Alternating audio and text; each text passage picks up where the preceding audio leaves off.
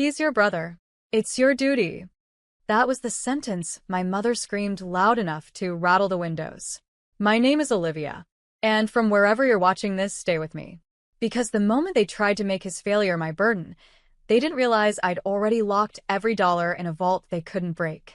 It was supposed to be a family meeting. That's what the group text said. But we all knew what it really was, an ambush. The moment I walked into my parents' living room and saw the thick envelope on the coffee table, I knew. They weren't there to talk. They were there to take. My father was sitting stiffly in his recliner, arms crossed. My mother was pacing like a lawyer about to deliver closing arguments. And my brother, Jason? Jason was slouched on the couch with his legs wide and arms folded, like a teenager sent to detention. Except he was 33, jobless, and apparently $47,000 in debt. Credit cards, gambling, some crypto scam. The details were blurry. The excuses, endless. What wasn't blurry was the demand. "You're doing well," Dad said, his voice flat, like he was reading a grocery list. "You have your own company. You can handle this." I tilted my head. Handle what exactly? "The debt," Mom snapped. "The collectors are circling. They're threatening legal action. He could lose everything. You're his sister." I blinked. "And?" Mom's eyes widened like I'd cursed in church.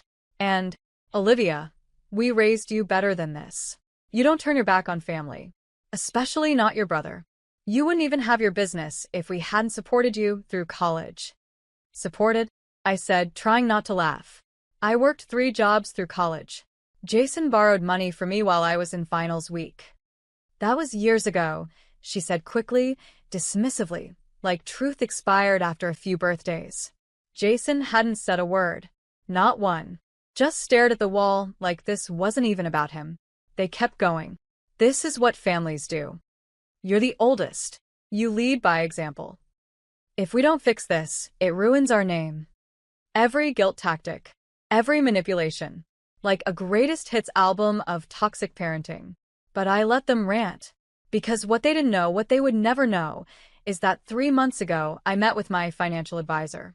I moved every asset, every savings account, every property deed into an irrevocable trust. Not in my name. Not accessible to anyone. And guess who's not on the list of beneficiaries? Anyone with my blood. I watched them yell. Watched their faces twist in self-righteous fury. My mother even pointed at me like I was the one who had failed them. "She has no heart," she said to my father. "Her brother could go to jail, and she's sitting there like she's watching a movie." "No, Mom." I wasn't watching a movie. I was watching the final scene of a performance I'd been cast in my whole life. And, tonight, I decided to walk off set. They thought I'd cave. That I'd pull out my checkbook like always. But all I did was lean back and smile. Because the vault was sealed. And this time the key belonged to me. Jason has always failed upward. If you asked my parents, they'd say he was just finding his path. But from where I stood, it looked more like everyone else paving the road beneath his feet while he coasted barefoot through life. When we were kids, I learned early. If Jason cried, someone got blamed, and that someone was usually me. He broke Dad's antique watch when we were 8. I got grounded because I should have been watching him. He stole $40 from Mom's wallet in middle school. I got the lecture about trust and disappointment, while Jason played video games in the next room. By the time we were teenagers, the roles were locked in. I worked at the library after school. Jason threw parties in our basement while my parents were out of town. When I came home one night to find the living room trashed and 3 strangers asleep on our floor, I thought, surely this time, they'll do something. They did. They made me clean it up so the neighbors wouldn't talk. I remember standing in that room, holding an empty bottle, and wondering if anyone in this family saw me as anything other than a built-in cleanup crew. It didn't stop there. He failed out of his first year of college. Mom cried for days. Dad yelled at me for not encouraging him enough. I got into business school on scholarship. Jason started selling sneakers online and called himself an entrepreneur. When it failed, I paid his phone bill so he wouldn't lose his apartment. I remember the exact amount, $378.42. I remember it because I had to choose between that and my groceries that week. When I told my mom, her reply was, "You're stronger. He's still figuring things out." That's when it hit me. They didn't just excuse his failure, they expected me to fund it. When I finally started my business, a real one, built from scratch with blood and bone and no handouts, guess who my parents introduced at a family wedding as the visionary of the family? Jason. Because he had ideas. Ideas that never made money. Never lasted more than 6 months. Ideas that landed him in $47,000 of debt and now had me sitting in their living room being told I had to do what's right. Right? What was right about spending my life cleaning up his disasters while they cheered him on for surviving the fires he set? What was right about rewarding someone who had never lifted a finger, while the one who kept the roof from collapsing got handed a mop? There was no right. There was just a system, one built around Jason being the golden child, no matter how tarnished he became. And I was the scaffolding, the unthanked support beam, the one expected to stand still while the weight of everyone else's failure pressed down harder each year. But something had cracked, and this time, I wouldn't be the one paying to fix it. I used to think love looked like sacrifice, like staying quiet when you're disrespected, like giving what you don't have because someone else claims to need it more, like shrinking yourself to make room for people who were never going to move over anyway. But that was before I opened a spreadsheet at 2 a.m. and realized something terrifying. In 10 years, I had given over $38,000 to my family, and not $1 had ever been paid back. Rent, utilities, emergencies, credit card bailouts, car repairs, fines, groceries. The list went on like a trail of breadcrumbs, except there was no home at the end of it. Just a bottomless pit called, "But you're doing well, right?"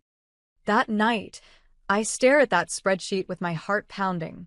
It wasn't just the number. It was the silence around it. No thank yous. No repayment plans. No birthday cards. No effort. They didn't love me. They loved what I could give. The realization made me physically sick. It wasn't just Jason. It was my parents, too. The way they'd look the other way when he failed and clap when I paid. The way my mother once told me, "You should be grateful you're in a position to help." As if my hard-earned security was a community asset. As if my boundaries were a betrayal. But I was done treating my success like a family donation box. So I called a financial advisor. A good one. His name was Marcus. Older, calm, didn't flinch when I told him what I wanted. "I want to build a structure," I said, "that no one but me can access." He nodded. Irrevocable trust? Exactly. Over the next few weeks, we moved everything. My savings, my business revenue accounts, my properties, my emergency fund, all transferred into a protected legal trust structured under my business name, with airtight clauses and beneficiary locks. No cosigners, no relatives, no loopholes. And then I went further. I changed the passwords to my personal accounts. I removed my parents as my emergency contacts. I updated my power of attorney. I rewrote my will. It wasn't bitterness. It was liberation. I wasn't punishing anyone. I was protecting myself. I kept it quiet, clean, professional. I didn't announce it. I didn't explain. Because people like Jason don't need explanations. They just need you to stay available. So I stopped being available. I built something stronger than walls. I built limits. That's what no one tells you. The real legacy isn't money. It's boundaries. It's teaching yourself to say no and meaning it. So when that family meeting happened, the yelling, the guilt, the pleas to rescue their golden boy again, I sat there knowing every account was locked, every asset sealed, every escape route closed. They thought I was sitting on a pile of gold waiting to be guilted into giving. But all they saw was the outer vault. The real wealth was already untouchable, and they would never see it again. The living room felt like a courtroom, and I was the one on trial. My parents sat across from me like a prosecution team, both armed with folders, statements, and rehearsed lines. Jason sat to the side, head bowed, looking bored, or maybe just detached. He hadn't said a word since I walked in. My mother took the lead. She always did. "If you don't help him," she said, "they're going to start garnishing wages. They'll come after his car, his credit, His dignity. I raised an eyebrow. Whose fault is that? My father jumped in, his voice heavier than usual. He made mistakes, yes. But he's your brother.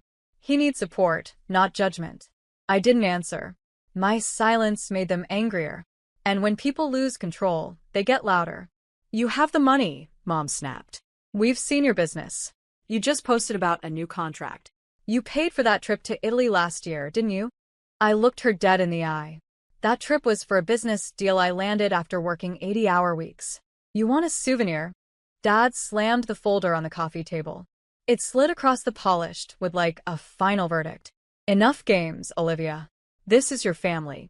You're the only one who can help. I opened the folder slowly. It was a bank statement. Jason's. Overdrawn by thousands. Red numbers everywhere. Gambling charges. Transfers to crypto apps. A loan with 36% interest. And the total owed, $47,133.89. They expected me to pay it. To cover the sins, clean the stain, reset the board so Jason could mess it up again in 6 months. I looked at Jason. Still quiet. Still refusing to meet my eyes. I finally spoke. Jason, do you have anything to say? He shrugged. They told me you'd fix it. I almost laughed. Not because it was funny, but because it was so familiar. He was always the child. Even now, a grown man waiting for someone else to fix his mess. I stood. For the first time in that room, I stood while they sat. No, I said. My mom's jaw dropped. No. No, I repeated. I'm not paying. I'm not saving. I'm not enabling. This ends now. You're just going to let him fall? My dad growled. I nodded. Yes. Because he's never learned what it feels like to stand. Mom reached for my arm. You don't mean this. We're your family. I stepped back. Family doesn't mean unlimited access to someone's life, time, and money. Family should mean respect. And you lost mine the moment you made my success a punishment. They kept talking, accusing, guilt-tripping. But I was already at the door. I turned one last time. The Olivia you could guilt into saving him doesn't exist anymore. Then I walked out. No drama. No door slam. Just a soft click behind me, and the sound of a system collapsing under its own weight. At first, the silence was loud. No calls. No texts. No, you'll regret this voicemails. Just nothing. I thought maybe they were regrouping, planning their next guilt campaign. But what I didn't realize was that my silence had done something unexpected. It forced them to sit with their own noise. 3 days after the meeting, I got the first call blocked number. I didn't answer. Then came the emails. First from Mom, then Dad, then even Jason. Subject lines like, please reconsider. We can fix this. You're tearing the family apart. I deleted them all without opening a single one. They tried one last power move, showing up at my office. I didn't even buzz them in. I watched them from the security camera and went right back to reviewing my quarterly reports. That's when the messages turned nasty. Mom left a voicemail. Don't forget who raised you. Who gave you everything. Everything? You mean the house where I raised myself while you praised your son for waking up before noon? You mean the school years where I packed my own lunches while Jason got a new video game every report card? But I didn't respond. I didn't post online. I didn't vent to friends. I just watched. And as I watched, the house began to fall. Jason made a dramatic post online, a photo of an eviction notice taped to his door, with the caption, "Family only loves you when you're useful." It got a few likes, a handful of comments from his enablers. But the tide was shifting. One person replied, "You're 33. Maybe stop depending on your sister." Another, "Didn't she pay for your last car?" Then silence again. 2 weeks later, I heard from a cousin, one of the few I still talk to. "Hey," she said gently. "Just thought you should know your parents are trying to sell the house." "What?" I asked, though I already knew why. Apparently, the bank's pressuring them. They co-signed something for Jason a while back, and he defaulted. The house, the one they guarded like a trophy, the one I wasn't allowed to bring friends to because appearances matter, was slipping away. I didn't smile. I didn't cheer. But I did feel a shift. Not because they were losing, but because for once, I wasn't. For the first time in my life, I wasn't the emergency contact. I wasn't the bailout fund. I wasn't the sponge they squeezed when things got tight. They were living inside a machine they built, and I had removed the engine. And Jason? The golden boy. Now just a man alone in a mess of his own making. No spotlight, no sympathy, no sister to sweep the floor behind him. I thought they'd stop. I thought once the house was on the market and the debt collectors came knocking, they'd finally get it, that I wasn't coming to save them this time. I underestimated how deep entitlement can rot. One morning, I opened my inbox to a message from a journalist I'd spoken to during a business conference. Casual contact. Nothing serious. Subject line. Heads up, someone's trying to dig. Inside was a screenshot, Jason's name, linked to a burner email, asking for information about my company. He was trying to sell a story. The message read, "She's not who she pretends to be. Ask around. She's not as clean as she looks. I have receipts." Receipts? I hadn't spoken to Jason in weeks.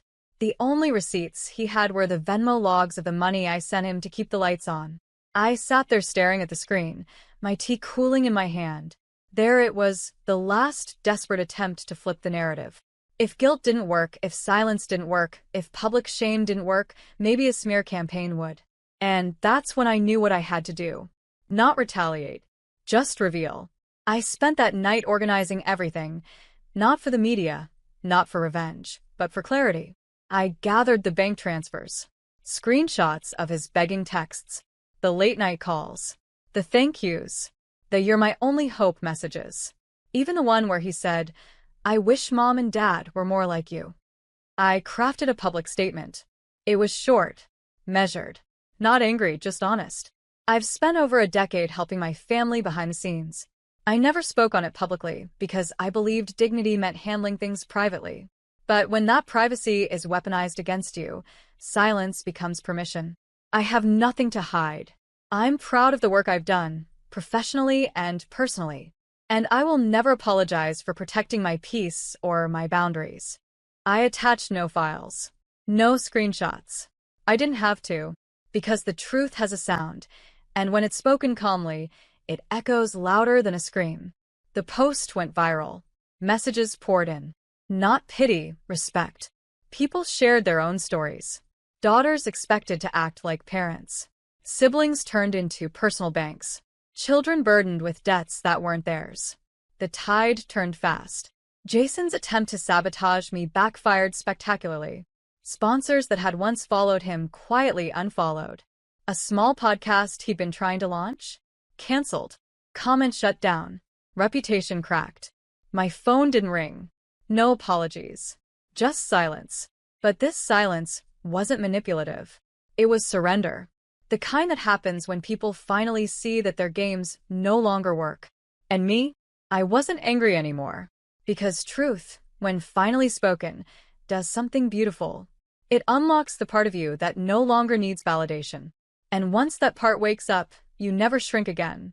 Peace didn't arrive like a firework. It came like a slow tide, soft, steady, and full of clarity. I moved out of the city.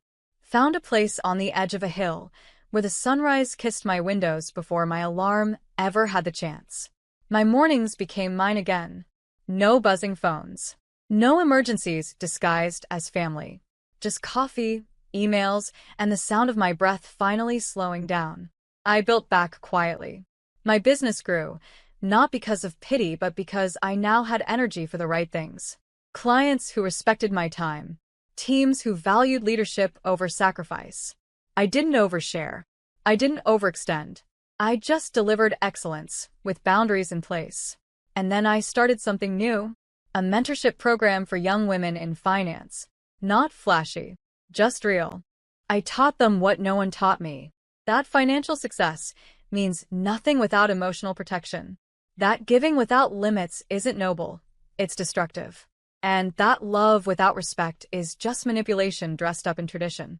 I watched them bloom faster than I ever had, because they had tools. And they had me, someone who had walked through the fire and come out holding the blueprint. One afternoon, as I was reviewing grant applications for the mentorship program, my assistant walked in holding a plain white envelope. No return address, she said. I recognized the handwriting before I even touched it. Mom's. It was short. Neat. Almost too neat, like she had rewritten it 5 times before sealing it. Olivia. We were wrong. We've been wrong for years. I didn't see it. I didn't want to. You've always carried too much, and we taught you that was love. But it wasn't. It was dependence. Maybe even fear. I don't know if you'll forgive us. But I do hope you're happy. Mom. I read it twice. I didn't cry. I didn't rage. I just felt a quiet release. She hadn't asked for money. She hadn't tried to explain away her behavior. For the first time in my life, she was just honest. And I didn't respond. Not because I wanted to punish her, but because I didn't need to answer everything anymore. Sometimes peace isn't a conversation. Sometimes it's knowing you could say something and choosing stillness instead. I folded the letter, placed it in a drawer next to the contract for my new home, and got back to work. Because now I don't chase closure. I build futures. And my future? It doesn't carry anyone else's mistakes.